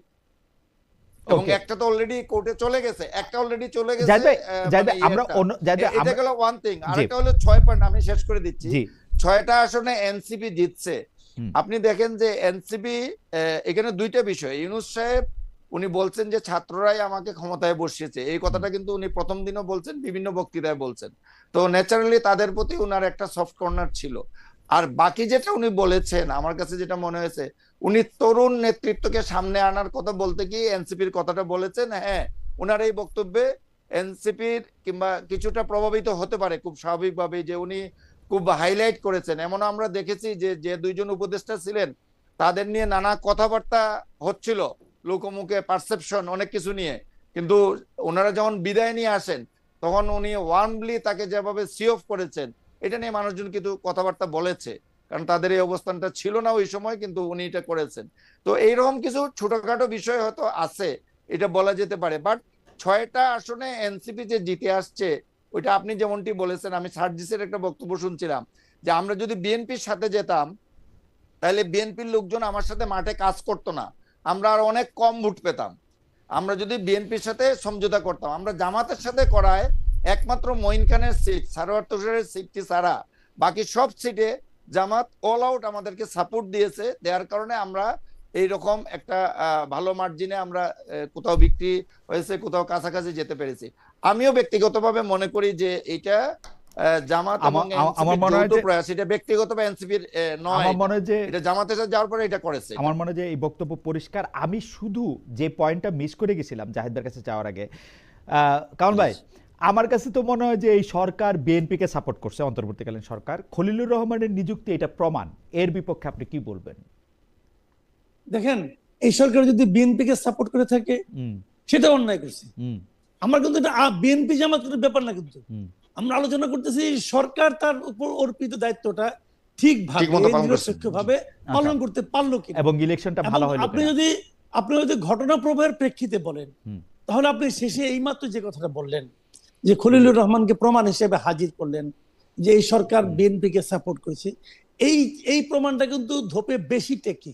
হুম এবং আমি মনে করি এটা খুবই একটা লজিক্যাল পয়েন্ট আপনি বলেছেন হুম যে খলিলুর রহমানকে পররাষ্ট্রমন্ত্রী বানানোর কোন লজিক আমি বিএনপির জন্য পাই না। দূরবর্তী পাই না এই লজিকও কারণে- পাই না, দূরবর্তী লজিকও আসলে পাওয়া যায় না। মানে আমি আপনাকে বলি জিনিসটা, হুম। এইটা করার সঙ্গে সঙ্গে বিএনপির ব্যাপারে কিন্তু এই প্রশ্নটা উঠবেই হুম যে হোয়াই খলিলুর রহমান। হুম আর 2 নম্বর কথা হলো এইটার সঙ্গে এটাও প্রমাণিত হবে যে ওই সরকার যে নিরপেক্ষ ছিল না হুম সেটা প্রমাণিত হবে। আরেকটা কথা আমি বলি, হুম খলিলুর রহমান যখন ওই সরকারের সঙ্গে ছিলেন, হুম উনার আন্ডারে কোন কোন ডিপার্টমেন্ট ছিলেন? হুম তাহলে কি আমি বলবো সন্দেহ করতে যে যে ওই ডিপার্টমেন্ট গুলো বিএনপি কে ক্ষমতায় আনার জন্য ব্যবহৃত হয়েছে, অথবা খলিলুর রহমান ওটা খুব কার্যকর ভাবে ব্যবহার করতে পেরেছেন?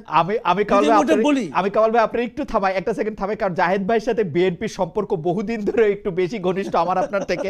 জাহেদ ভাইয়ের কাছে একটু জানতে চাই যে জাহেদ ভাই, এইটা কি আমরা সবাই বুঝতেছি, এইটা বিএনপি বুঝলো না, এটা কেমনে সম্ভব?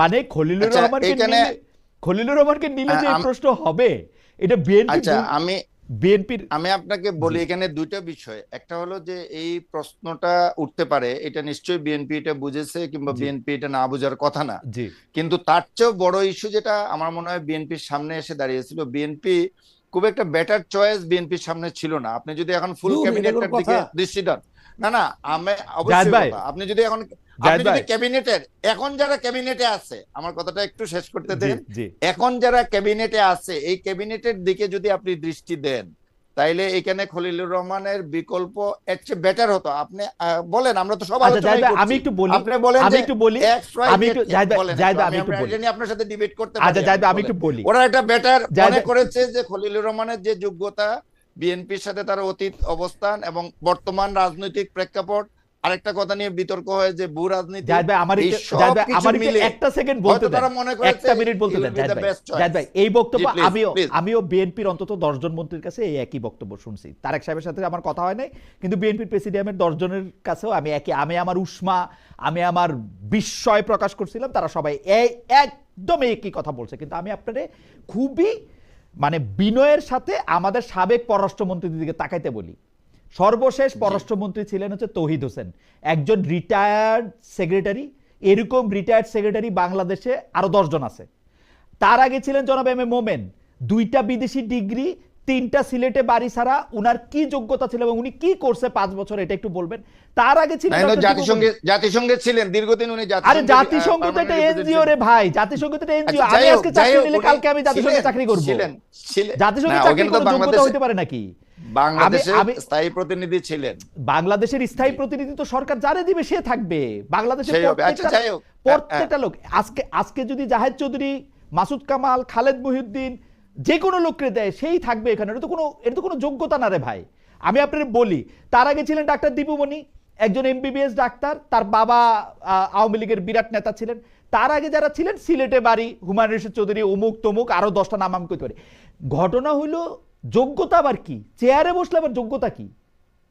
কার যোগ্যতা কত? পররাষ্ট্রমন্ত্রী কি যোগ্যতা লাগে না? এখনকার বাস্তবতায় আপনি কিন্তু আমি যদি এটাকে একটু বলতে চাই, দেখেন আওয়ামী লীগের সময়ে বিষয়টা ভিন্ন রকম ছিল। আওয়ামী লীগের সময়ে পুরো জিনিসটা অন্যরা নিয়ন্ত্রণ করছে এবং এইটা ওই চেয়ারে একজনকে বসাই রাখতে হয়, ওই একজন চেয়ারে বসাই ছিল, অনেকটা ওই রকম, তাকে দিয়ে পারপাস সার্ভ করিয়েছে। এটা গেল ওয়ান থিং। আপনি যদি হুমায়ুন রশিদ চৌধুরীর কথা বলেন, তার একটা বিশাল ক্যালিবার ছিল, তার বিশাল একটা ব্যাকগ্রাউন্ড আছে বিভিন্নভাবে।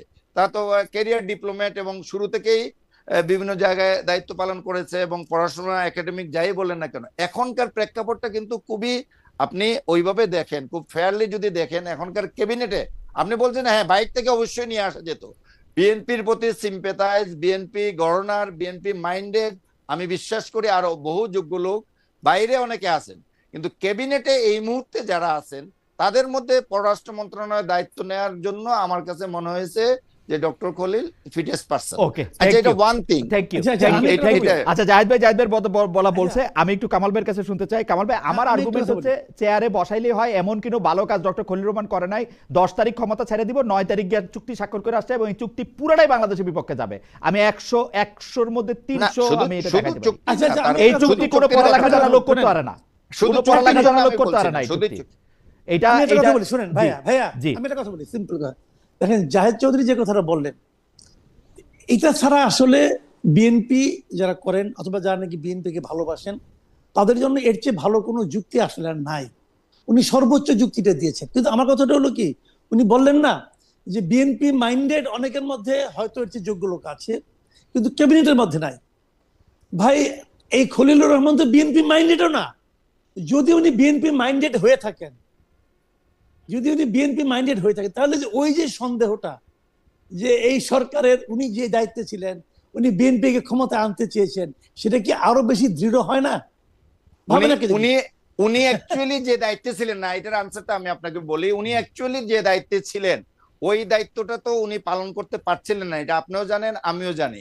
ওনারে যে ন্যাশনাল সিকিউরিটি অ্যাডভাইজার করা হয়েছিল, উনি আসলে ন্যাশনাল সিকিউরিটি অ্যাডভাইজারের কোনো দায়িত্বই পালন করতে পারেন নাই। উনি শেষ দিকে এসে অনেকটা ট্রেড অ্যাডভাইজার হিসেবে দায়িত্ব পালন করছেন, যেটা কমার্স মিনিস্টারের মূলত করার কথা। এই ট্রেড নেগোসিয়েশন কিংবা আমেরিকার সাথে বিভিন্ন ডিলিংস গুলা কিংবা ফরেন ইয়েতে, ইভেন আপনি ইন্ডিয়াতে উনি দৌড়ে গেছেন, যদিও এটা অন্য কনফারেন্সে ছিল। বাট উনি তো ডিফেন্স অ্যাডভাইজারের দায়িত্ব পালন করছেন না, করতে পারেন নাই সেভাবে। আপনি যেটা বারবার ইঙ্গিত করছেন, আমার কাছে দায়িত্বটা কি? এই সরকারের ডিফেন্স অ্যাডভাইজার নাই কেন? ডিফেন্স অ্যাডভাইজার লাগে কেন? ন্যাশনাল ডিফেন্স অ্যাডভাইজার সেটা আপনি বলতেই পারেন, ডিফেন্স অ্যাডভাইজার দরকার নাই, আবার দরকারও আছে। আপনার কিভাবে দরকার আছে? শেখ হাসিনা এটা দেখাই দিয়ে গেছে। শেখ হাসিনার আমলে এটা আপনি টের পেয়েছেন যে ডিফেন্স অ্যাডভাইজার যদি আপনি এক্সারসাইজ করাইতে পারেন, পাওয়ার এক্সারসাইজ করতে পারে, তাইলে আপনার তারেক সিদ্দিকী সাহেব কিভাবে পাওয়ার এক্সারসাইজ করেছে ডিফেন্স অ্যাডভাইজার হিসেবে, এটা তো আপনিও জানেন, আমরাও জানি। এবং চাইলে করানো যায়, আবার না চাইলে ওই কেউ না থাকলেও খালেদা জিয়ার পুরো শাসন আমল কোনো ডিফেন্স অ্যাডভাইজার ছিল না? এখনো ইনফ্যাক্ট নাই, আমাদের এখানে ছিলই এখনো না, নাই। তবে আমি ছিলই একটু না।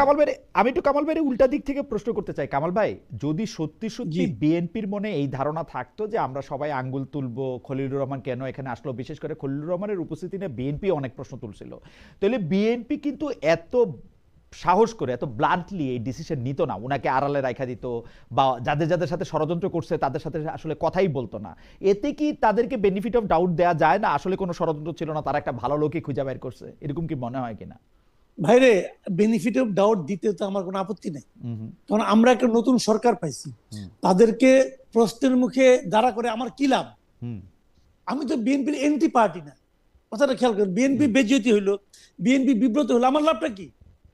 একটা বিব্রত সরকার কি দেশ চালাবে? হুম আমি তো দেশটা ভালো চাচ্ছি, আমি বলতে চাচ্ছি তারা দেশটাকে ভালোভাবে চালায়। আমার বক্তব্যটা হলো অন্য জায়গায়। আমার বক্তব্য হলো কি, যে বিএনপি এই কাজটা করলো কেন, এটা করে বিএনপির লাভটা কি হলো? বিএনপি আমি ভালো এটা লোক, বুঝাতে চাই। সবচেয়ে ভালো লোক খুঁজে সেটা পাইছে সেটা বললে খলিলুর তো রহমান না, সবচেয়ে ভালো আমি লোক। বলি জাহেদ, না, আমাকে তাইলে বলতে আপনি দেন। এটা নিয়ে আমাকে বলতে দেন, আপনার আমাকে বলতে আপনার দেন, প্রশ্নটা বলেন। দেই। না না না, আপনার আপনার আচ্ছা, ঠিক প্রশ্ন আছে, নিয়ে বলেন আসেন। বলেন বলেন আমি বলি বলেন আগে। বলেন, ঠিক আমি আছে, শেষ করি, ঠিক আছে, আপনার প্রশ্ন বলেন আমিও বলেন বলেন। বলবো। আমার জি, কথা sure। হলো এখানে কয়েকটা। একটা জিনিস হলো যে বিএনপি এই প্রশ্নটাকে ইনভাইট করলো কেন, বিএনপি এই সন্দেহটাকে ইনভাইট করলো কেন? এর সম্ভাব্য একটা মাত্র কারণ যেটা আমি বুঝি, হুম সেটা হলো বিএনপির উচিত ছিল প্রথমত ব্যাখ্যা দেওয়া যে তারা কেন করছে। তারা ব্যাখ্যা দিতে পারবে না, আমি একেবারে মোর দেন শিওর। আচ্ছা, কি এখন ব্যাখ্যা দিবে? সম্ভাব্য একটাই মাত্র কারণ হতে পারে, যে বাইরের চাপ, কোনো একটা চাপ, কোনো একটা গোষ্ঠীর চাপ, কোনো একটা দেশের চাপ, যে চাপের কারণে তারা এটা দিচ্ছে। তো সেই চাপটা হয়তো তাকে দিয়ে দেওয়ানো হয়েছে, হইতে পারে কিছু একটা। যদি সেটা হয়, তাহলে এই দেশের একজন নাগরিক হিসাবে আমি ভয়ঙ্কর বিপদে আছি বলে মনে করি। ওকে, কারণ আমার সরকার প্রধান, আমার সরকার বাইরের একটা চাপ দ্বারা এত নিয়ন্ত্রিত হবে, এটা তো আমি ভাবতে চাই না। আমার বক্তব্য হলো এখানে, কারণ বিএনপি নিজেও জানে এটা একটা সুইসাইডাল ডিসিশন, কিন্তু বিএনপি সেই ডিসিশনটা নিয়েছে, এবং মানে আমি তো বলবো নির্লজ্জের মতো নিয়েছি, যে মানে ওকে। তারা কোনো প্রশ্ন আমার জবাব কাছে দিচ্ছে না। আমরা পরবর্তী প্রসঙ্গে যাই জাহেদ ভাই। জি। এই প্রসঙ্গটা জাহেদ ভাই আমি কামাল ভাইকে দিয়ে শুরু করতে চাই, আপনাকে এর করতে চাই, কারণ প্রসঙ্গটা এরকম যে আমরা দেখেছি যে ইরান আক্রান্ত হয়েছে, ইরানের সুপ্রিম লিডার সহ ইরানের বহু সামরিক নেতৃবৃন্দ বা যারা নেতৃত্ব দিয়েছেন তাদের সবাইকে মারা হয়েছে, সবাই এখানে নিহত হয়েছেন। মার্কিন যুক্তরাষ্ট্র বলছে যে এইটা আসলে একটা নেসেসারি এভিল, আমাদের এই কাজ করতে হইতো, এইটা আমাদের জন্য, এবং ইসরায়েলের সাথে মিলে আমরা এটা করেছি। ইরান তার পাল্টা জবাব হিসেবে মধ্যপ্রাচ্যে বিভিন্ন জায়গায় থাকা যেটা হচ্ছে যে বেজ, ইউএস বেজ বলে বিভিন্ন জায়গায় তারা আক্রমণ করেছে, বিভিন্ন কি পয়েন্টটা তারা আক্রমণ করেছে। বাংলাদেশ সরকারের ন্যাচারালি কিছু একটা প্রতিক্রিয়া দেখাতে হয়েছে, তারা একটা প্রতিক্রিয়া দেখিয়েছে। সেই প্রতিক্রিয়াটা আমরা জানি, প্রথমে তারা দুঃখ প্রকাশ করেছে, তারপর আবার এটার জন্য আবার দুঃখ প্রকাশ করেছে, একবার ইরানের পক্ষে গেছে, একবার ইরানের বিপক্ষে গেছে। কিন্তু আসলে বাংলাদেশ সরকারের জন্য প্রপার পলিসি কি হতে পারতো? কামাল ভাই আপনি কি মনে করেন? জাহেদ ভাই আপনি কি মনে করেন? আমি কামাল ভাই কিন্তু শুরু করতে চাই, কারণ সেইখানে হচ্ছে যে মানে আমরা এমন একটা অবস্থায় আছি, ইরান ক্ষতিগ্রস্ত করেছে কাতার, দুবাই, সৌদি আরব, ওমান, বাহরাইনের কিছু অংশকে, যেখানে আমাদের শত শত লক্ষ লক্ষ লোক এখানে কাজ করতেছে, সেখানে আবার ইরানের উপরে হামলাটাকেও আমরা আসলে ভালো চোখে দেখতে পারতেছি না। আমরা আসলে পররাষ্ট্র মানে আমার নুরুল কবির ভাইয়ের কথা মনে হচ্ছে, নুরুল কবির ভাই বলতেছেন যে এরকম একটা স্পষ্ট অবস্থান নিচ্ছে না, নাম নিচ্ছে না, কিন্তু আসলে আমরা কি করতে পারতাম? এই অবস্থানটা আমাদের কি হইতে পারতো? কামাল ভাই যদি একটু বলেন। দেখেন, আমরা মানে বৈশ্বিকভাবে যদি বিবেচনা করি, আমরা যে অবস্থানে আছি, এই অবস্থানে কিন্তু আমাদের এর চেয়ে ভালো কিছু করার কোনো সুযোগও ছিল না। কারণ আমরা প্রথমত কি দেখব? আমরা প্রথমত দেখব যে আমার দেশের নাগরিক যারা আছেন, যারা বিদেশে আছেন, তাদের নিরাপত্তাটা। এটা পৃথিবীর সব দেশের জন্য এটাই একদম প্রাথমিক চিন্তা, যে আমার নাগরিকের কি হবে, এবং সেই চিন্তার কথা যদি আপনি ভাবেন তাহলে এটাই। আচ্ছা, ধরে নেন আমি তেহরানের পক্ষে, আমি ইরানের পক্ষে অনেক বক্তব্য দিলাম, তাতে কি আমার দেশের নাগরিক বলেন ওখানে যারা আছে, অথবা যারা আমার দেশে আছে, ওদের জন্য কি কোনো সুবিধা হবে? হতে তো পারবে না। এখন আপনি বলবেন তাহলে কি মানবিকতা বলতে কিছু নাই? হ্যাঁ আছে। এখন মানবিকতা করতে যে আমি যদি এখানে আমেরিকা যে কাজটা করছি, গুরুতর অন্যায় করছি, এবং এটা কোন রকম মানে সভ্যতার কোনো বিচারেই এটাকে গ্রহণযোগ্য বলা যায় না, যে কাজগুলি ট্রাম্প করছেন, এবং ট্রাম্পের এই কাজের সমালোচনা তো ট্রাম্পের দেশের লোকই করতেছে এখন, তাই না? তো সেক্ষেত্রে আমাকে তো তাকে সমর্থন করার কোনো সুযোগই নাই।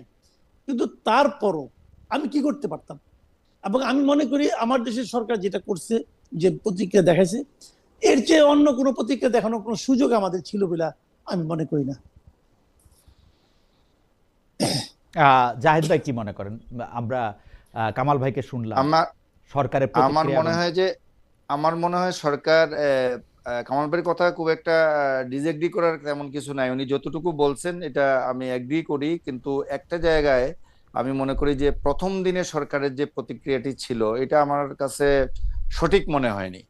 যে প্রথম দিন সরকার একতরফা একটা প্রতিক্রিয়া দেখিয়েছিল, পরের দিন এসে তারা এটা কারেকশন করে, সেটা চাপের কারণেই হোক বাস্তবতার কারণেই হোক যেটা করেছে, এইটা হতে পারে। আসলে বাংলাদেশের খুব একটা কিছু করার নাই এখন। হুম, ওয়ার্ল্ড অর্ডারের যে অবস্থায় এসে দাঁড়িয়েছে এবং যা হচ্ছে, যা আমরা দেখছি, এটা ওই মানবিকতার কথা বলেন, আন্তর্জাতিক আইন বলেন, আর আমার কাছে তো ওই আন্তর্জাতিক আইন টাইন আর এখন রাখার কোনো প্রয়োজন আছে বলে মনে হচ্ছে না। এরকম absolutely. একটা পর্যায়ে এইটা এমন একটা জায়গায় গেছে, এটা নিয়ে আসলে আলোচনার বাইরে চলে গেছে। ওকে, আর বাংলাদেশের পক্ষে কি বা করার আছে? বাংলাদেশের মতো একটা দেশে তেমন কিছু করার নেই। তো বাংলাদেশ যথার্থভাবে, আমি যতটুকু জানি, ভেরি ফার্স্ট ডেতেই ইরানে যে 300-র মতো স্টুডেন্ট বাংলাদেশের ছিল রেজিস্টার, যেটা বাংলাদেশ গভর্নমেন্টের কাছে যাদের ডকুমেন্ট আছে, এরকম 300 স্টুডেন্ট ছিল, ভেরি ফার্স্ট ডেতেই তাদেরকে বর্ডার দিয়ে, স্থল বর্ডার দিয়ে বের করে আনার চেষ্টা বাংলাদেশ করেছে। এখন পর্যন্ত এটা সাকসেসফুল হয় নাই, বাট তারা মানে বর্ডারে নিয়ে আসছে এবং কিছু লোককে ইতিমধ্যে স্টুডেন্টদেরকে পার করে নিয়ে আচ্ছা আসছে। জাহিদ ভাই, কিংবা মিডল ইস্টে যারা আছে আটকা পড়েছিল, কিছু প্লেন, আমার আমাদের ইউএস বাংলার প্লেন এখানে যাতায়াত করে কিছু লোককে ইভোকেট করে নিয়ে আসছে। তারপরেও রিস্ক আছে এখানে। আপনি লক্ষ লক্ষ লোক, বাংলাদেশে সৌদি আরবে 15 লাখ লোক আছে, ওকে আপনি কয়জনকে আনবেন, কি জাহিদ ভাই, করবেন? এটা তেমন একটা কিছু করার নাই। তবে তাদের নিরাপত্তার বিষয়টি, আমার নাগরিকের নিরাপত্তার বিষয়টি টপ প্রায়োরিটি থাকা উচিত। তারপরে তো অবশ্যই মানবতার বিষয় আছে, অবশ্যই ধর্মীয় অবস্থান থেকে একটা বক্তব্য দেওয়ার বিষয় আছে, এগুলো তো জাহিদ ভাই, করতেই পারে। জি, জাহিদ ভাই একটু মিডিয়ার কথায় আসি।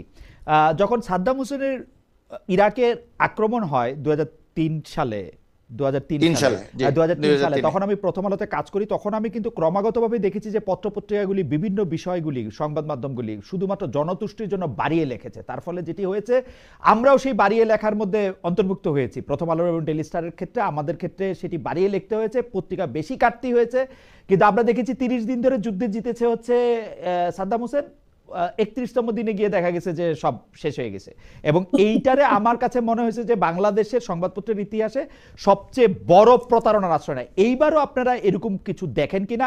জাহিদ ভাইকে দিয়ে শুরু করি, কামাল ভাইয়ের কাছ থেকে একটু শুনবো যে সেইটা হচ্ছে যে আমাদের কাজ কি আসলে মানুষের মোরাল বুস্ট করা? জাহিদ ভাই, আমি একটা উদাহরণ দেই, আপনি অভয় দিলেও বলি, একটু অনুরোধ করেও বলি যে আপনি মনে করেন না কিছু। সেইটা হলো আপনাদের অনলাইন সংস্করণে আজকে একটা ভিডিও স্টোরির শিরোনাম হচ্ছে এরকম: যুক্তরাষ্ট্রের মাথায় হাত, পেন্টাগনের তথ্য ফাঁস, আর 10 দিন যুদ্ধ চললেই অস্ত্র শেষ হবে যুক্তরাষ্ট্রের।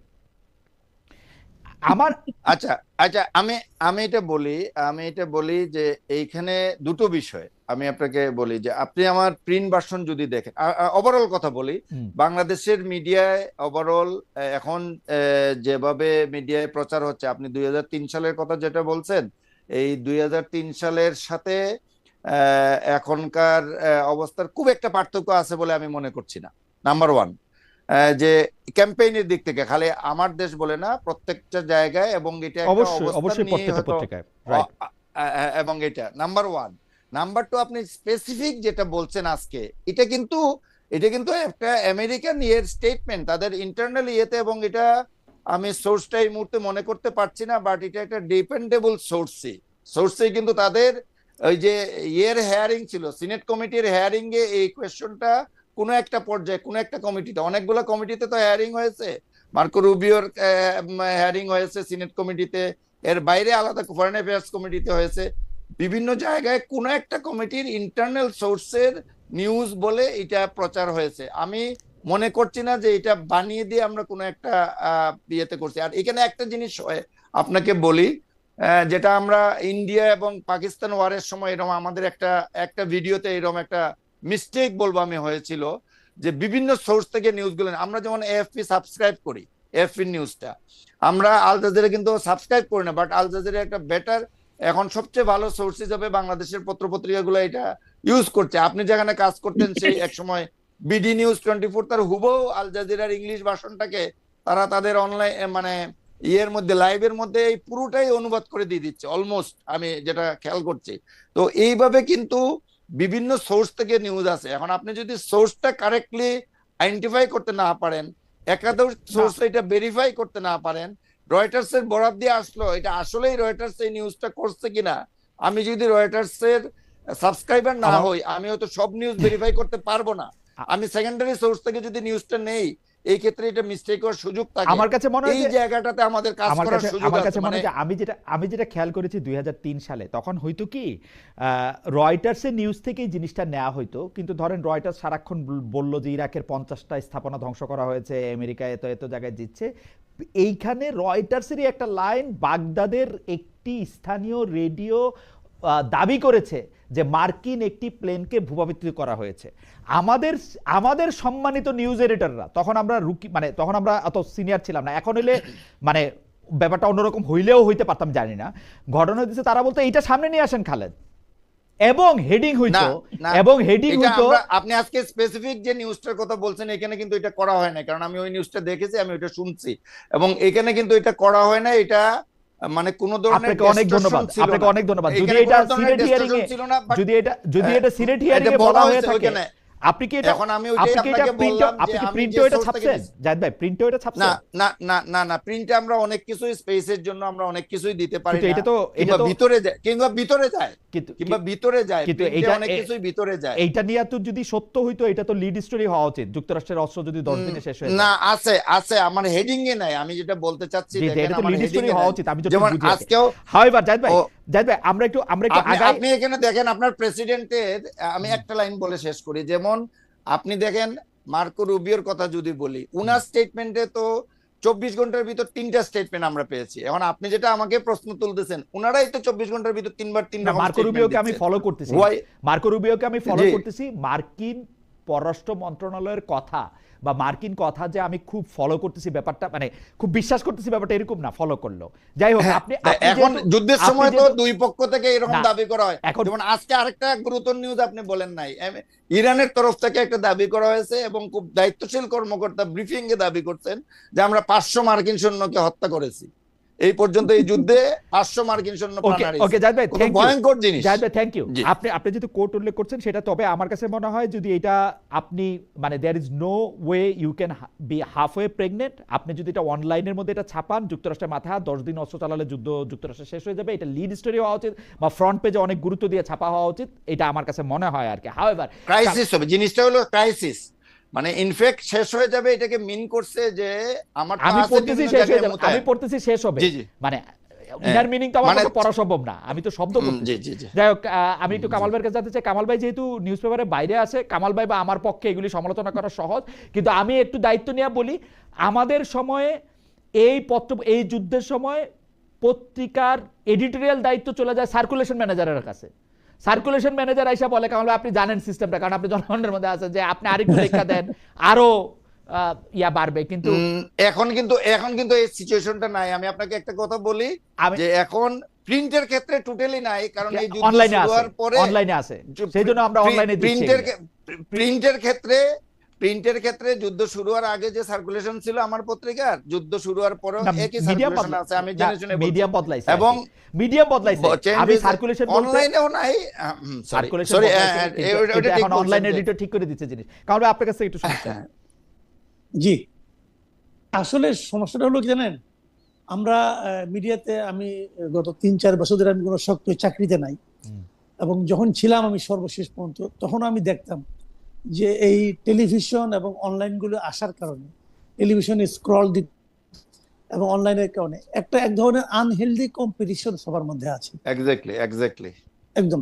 এবং এই কম্পিটিশনটা কিন্তু আসলে প্রকৃত জার্নালিজমকে নষ্ট করে দিচ্ছে, ধ্বংস করে দিচ্ছে।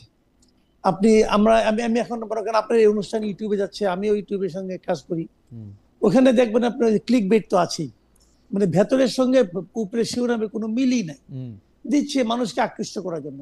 এগুলো আসলে লং রানে খুব একটা কার্যকর হয় বলে আমার কাছে মনে হয় না। সাময়িক একটা কিছু হয়, কিন্তু এখন এটা হয় কি কারণে, এটা ওই যে বললাম যে একটা আনহেলদি বলে আর যাই বলি, এক ধরনের কম্পিটিশন তো আছে, মালিক পক্ষ আছে, তারাও বলে যে ওরা দেখেন এত কিছু করতে, ওরা এরকম লিখলো, আপনি লিখলেন না। ওই যে উদাহরণটা আপনি দিলেন যে 30 দিন ইরাক জিতছে, এই ধীরে দিন জানলাম যে না, ইরাক তো নাই। হুম, ইরাক কিন্তু ওরা হারতে শুরু করে না, একবারে হেরে যায়। হুম, হুম। তো এখন এখানেও যত খুশি আপনি বলেন, এটা তো একটা অসম যুদ্ধ, এটা অন্যায় আপনাদের মানতে অন্যায় হবে। অন্যায় অসম এবং অসম্ভব যুদ্ধ, মানে এই যুদ্ধটা চাপিয়ে দেওয়া হয়েছে আসলে ইরানের উপরে, মানে এটা তো তো এটা তাকে চাপাই দেওয়া হয়েছে। ইরান তার চেষ্টা, তার সামর্থ্য অনুযায়ী চেষ্টা করতেছে ফেরানোর জন্য, এবং ইরানের স্ট্র্যাটেজি অন্যরকম। না। তারা না কামাল ভাই, আমেরিকাকে তো কিছু করতে পারবে না। আমি কোথায় আপনি একটু দৃষ্টি আকর্ষণ করতে চাই, আমি বাংলাদেশের মিডিয়াতে দেখি একটা জনতুষ্টিমূলক সাংবাদিকতা করার আগ্রহ, সেটা আমি যতদিন বাংলাদেশের এটা সত্য মিডিয়াতে কাজ তো। করছি সেই সময় আমরা দেখছি। যেমন দেখেন, যখন ইফটিজিং নিয়ে কথা হয়, সারা বাংলাদেশে শুধু ইফটিজিং নিয়ে কথা হয়। যখন এখানের মধ্যে থেকে একদম। কি সড়ক দুর্ঘটনা নিয়ে কথা হয়, আপনি দেখবেন খালি সড়ক দুর্ঘটনা নিয়ে কথা হয়। মানে এই যে জনতুষ্টিমূলক যেই কথাটা মুখের সামনে মানুষের আছে, মানে যেটা চলতেছে ওইটারে যে খবর বানায়, আমরা সাংবাদিকরা কেমনে পরে আবার বলবো যে না আমাদের কথা তোমরা বিশ্বাস করো? আমি আমি আমার একটা অভিজ্ঞতার কথা বলি। আমি তো জীবনে মানে বিভিন্ন ধরনের মিডিয়ায় চাকরি করেছি, মানে প্রিন্ট মিডিয়া করেছি, উইকলিতে করেছি, ডেইলিতে করেছি, ইলেকট্রনিক মিডিয়ায় করেছি, অনলাইন মিডিয়াতে করেছি, সবগুলোতে করেছি। আমার মোটামুটি দেশে সবই আমার আমার করা হয়ে সহকর্মী, গেছে। আমার দেশের হ্যাঁ, শুরুতে আমার সহকর্মী হ্যাঁ, ছিলেন। হ্যাঁ, জাহিদের সহকর্মীও ছিলাম, ওখান থেকে অনেক কিছু শিখেছি। হ্যাঁ, কিন্তু আমার কাছে একটা অবশ্যই জিনিস আমরা জানেন কি, আমি এই 12 মিটিং এ দেখেছি যে একটা থিওরি তারা সবাই বলে আর কি, ওই কি যে আপনি কি লিখলেন, আপনি কি জানেন, সেটা ইম্পর্টেন্ট না। ইম্পর্টেন্ট হলো আপনার পাঠক কি জানে। আপনার পাঠক যদি মনে করে যে সে যা বিশ্বাস করে, ওই বিশ্বাসের কথাই আপনি এখানে তুলে ধরলেন, তাহলে আপনার পত্রিকাটা চলবে। দেখেন কি ভয়ঙ্কর, মানে কি ভয়ঙ্কর একটা দৃষ্টিভঙ্গি। এটা কিন্তু আজকে না, এটা আজকে থেকে 20 বছর আগে, 30 বছর আগেও আমি এই প্র্যাকটিসটা দেখেছি। এই যে আমাদের এই 12 মিটিং এ আমাদের এডিটররা এই ধরনের কথা বলতেন যে আপনি পাঠক কি জানতে চায়, পাঠক কি শুনতে চায়, পাঠক কি পড়তে চায়, আপনি তার রিফ্লেকশন আপনার লেখায় এবং পত্রিকার পৃষ্ঠায় আপনি তুলে ধরেন, তাহলে আপনার পত্রিকা এই জন্যই তো চলবে। সাংবাদিকতা এখন এমন হয়েছে। এটা তো তো ভাবেন একদিনে যে হয় নাই, এটা তো একদিনে হয় একদিনে নাই, হয় নাই। এটা তো একদিনে হয় নাই, এটা এমনই হয়েছে। এবং আমাদের যারা ওস্তাদরা আছে, আমাদের যারা মানে যারা এগুলি বলছে, তাদের সবার বিচার হইতে হবে কিন্তু। মানে আমি কইতেছি না আদালতে গিয়ে বিচার হইব, জেল হইব, জরিমানা হইব, তাদের তাদের না, তাদেরকে কিন্তু ক্রিটিক্যালি দেখতে হবে। কারণ একদম, আপনি একদম। পাঠক কি জানতে চান ভাই, শেষ কোনোদিনই তো বিচারে তো কোনোদিনই তো পাঠকই আপনার, পাঠকই জাজ করবে। পাঠক যদি এই না, জাতীয় পাঠকের পত্রিকাগুলোকে রিজেক্ট করে, রিজেক্ট করে, ভাই আমি একটা কথা বলি বিনয়ের দেখেন, সঙ্গে, আপনারা দুজন মুরব্বী, পাঠকের জাজমেন্ট সাংবাদিক ফলো করবে না। কারণ হচ্ছে যে পাঠক না, তো না, না, আমি পাঠক তো সেটা বলছি না, গণকুটিনীতে আমি মানুষ বলছি- মারে রে ভাই, পাঠক না তো না না না, আমি গণকুটিনীতে যেটা মানুষ মারে। বলছি, হ্যাঁ সেটা ঠিক। আমি একটা কথা বলি এখানে, ইদানিং যেটা হয়েছে যে টেলিভিশনে স্ক্রল একটা আতঙ্কের নাম হয়ে গেছে। আমি প্রায় একদম, এটা ফেস করি, একদম। আমাদের পত্রিকায় ফেস করি, যে দেখা যাচ্ছে ওই দিনই আমি একটা বিষয় নিয়ে খুব সবার সাথে মানে অনলাইনের এদের সাথে হইচই করছিলাম, যে ওই অনলাইন রুমে আমার 3টা টেলিভিশন চলতেছে, 3টা চ্যানেল চলতেছে যেগুলা বেশি পপুলার কিংবা যারা তাৎক্ষণিকভাবে নিউজ দিতে পারে। তো 3টা চ্যানেলের স্ক্রলেই দেখলাম একটা নিউজ যাচ্ছে, এবং তারা বলল যে আমরা টেলিভিশনে স্ক্রল দেখে আমি নিউজটা দিয়ে দিছি। তা আমি বললাম আমার রিপোর্টার ছিল, তাকে আপনি হ্যাঁ আমি ফোন দিয়েছিলাম, উনি ফোন ধরেন নাই। তো ভাইটাল জিনিস দেখছি। আমি বললাম তো ইনফরমেশনটা ঠিক না, ইনফরমেশনটা ঠিক না। এবং আমি বললাম যে আমি খোঁজ নিছি, আমি জাহিদ এটা ভাই, আমি দেখার একটা পর কথা আমি বলি, নিজেই খোঁজ জাহিদ ভাই আমি নিছি। একটা কথা বলি, তো তখন জাহিদ ভাই নিউজ রুম তো আমিও টেলিভিশনে চালাইছি, আমি বলি এক ঘন্টার যে ভিতরে হচ্ছে তারা চলে অন্য গেছে, এক ঘন্টার টেলিভিশনের, যে হচ্ছে অন্য টেলিভিশনে স্ক্রল দেখে নিউজ দেয়, তার ওই নিউজ ডেস্কে বসার কোনো যোগ্যতা নাই। কোন জন্য এক্স্যাক্টলি। The তো first thing, এখন এক ঘন্টা নিউজ পরে ম্যানেজারের তারা যেটা স্ক্রল করা থেকে উচিত, সরাই ফার্স্ট দিছে। থিং নিউজ ম্যানেজারের যেটা করা উচিত, head must be role first thing. এইটা যেটা করা একটা উচিত, জিনিস শুনেন, আমি এখনো আপনি দায়িত্ব দেখেন, নিয়ে বলি, আব্দুর রাজ্জাক ইন্ডিপেন্ডেন্ট সাহেব, টেলিভিশনে, আব্দুর বিডি রাজ্জাক নিউজে, সাহেব কয়বার আমি বলি মারছে? বিডি নিউজে, ইন্ডিপেন্ডেন্ট টেলিভিশনে আমি কাজ করছি, বিডি নিউজের নিউজ এডিটর ছিলাম, ইন্ডিপেন্ডেন্ট টেলিভিশনে হেড অফ নিউজ ছিলাম, এক্সিকিউটিভ এডিটর ছিলাম। একজন যদি এরকম একটা জিনিস জীবনে করছে, তার মিনিমাম শাস্তি হয়েছে 7 দিন, আর সেই ডেস্কে সে আর জীবনে বসবে না 7 দিন।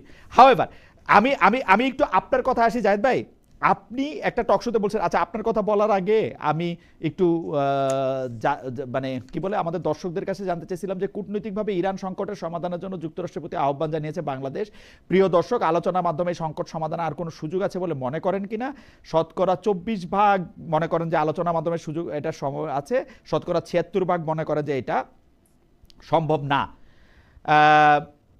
জাহিদ ভাই, এইটাও আপনাকে দিয়ে একটু শুরু করতে হইতেছে, কারণ এটা বক্তব্যটা জি, আপনার। please. কিন্তু আপনি একটু সংক্ষেপে বলেন, কারণ আমরা একটু কামাল ভাইয়ের একটু শুনতে চাই। আপনি যা বলার তো বলেই দিছেন। এক বছর আগে আপনি একটা টক শোতে বলছিলেন যে কর্পোরেট মালিকানার মিডিয়াগুলো সাংবাদিকদের একদিকে মালিক পক্ষের স্বার্থে কাজ করতে হয়, অন্যদিকে সাংবাদিকরাও যেসব প্রলোভনে থাকেন তার মধ্যে সরকার থেকে প্লট অফ ফ্ল্যাট পেতে হবে, প্রধানমন্ত্রী ও মন্ত্রীদের সঙ্গে ট্যুর পেতে হবে, সরকারি সুযোগ সুবিধা নেওয়ার যে প্রবণতা, তার সমালোচনা আপনি ওই টক শোতে করেছেন। এখন জুলাই অভ্যুত্থান পরবর্তী বাংলাদেশে নির্বাচিত দলীয় একটি সরকার গঠিত হয়েছে, সাংবাদিকদের পরিস্থিতি এখন কেমন দেখছেন? আমি মাঝখানে একটু বলে রাখি, সালেহ শিবলি ভাই প্রেস সচিব হয়েছেন, সালেহ শিবলি ভাই তার টিম গুছাচ্ছেন। আমি যে দেখি তাদেরকে মানে কি বলে অভিনন্দন জানানো হচ্ছে ডিপিএস এপিএস হওয়ার জন্য, সেগুলি আমার কাছে অশ্লীল লাগে। আমার পজিশন হচ্ছে এইটা, মানে তারা ডিপিএস এপিএস হন খুবই ভালো কথা, একজন প্রেস সেক্রেটারি হন খুবই ভালো কথা, আরো বেশি ভালো কথা, কিন্তু এই যে সাংবাদিকরা অনেক বড় একটা চাকরি পাইছে, এইটা আমার কাছে খুবই। যাই হোক, জাহেদ ভাইয়ের কথা শুনি, তারপরে কামাল ভাইয়ের কথা শুনবো। জাহেদ ভাই এটা একদম স্পষ্ট বলছিলেন যে এগুলি আপনারে।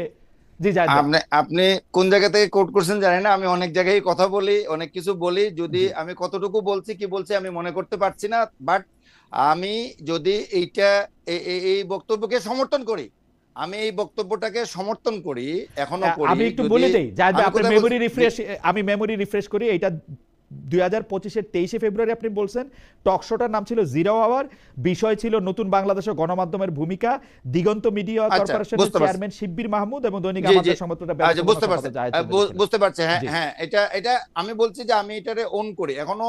জি এই জাতীয় বক্তব্য, এই কথাকে আপনি তো রেফারেন্স দিলেন, এটা ভালো। জি ওই টক শোতে আমি ছিলাম, আমার মনে আছে যে জি ওইরকম একটা আলোচনা ছিল।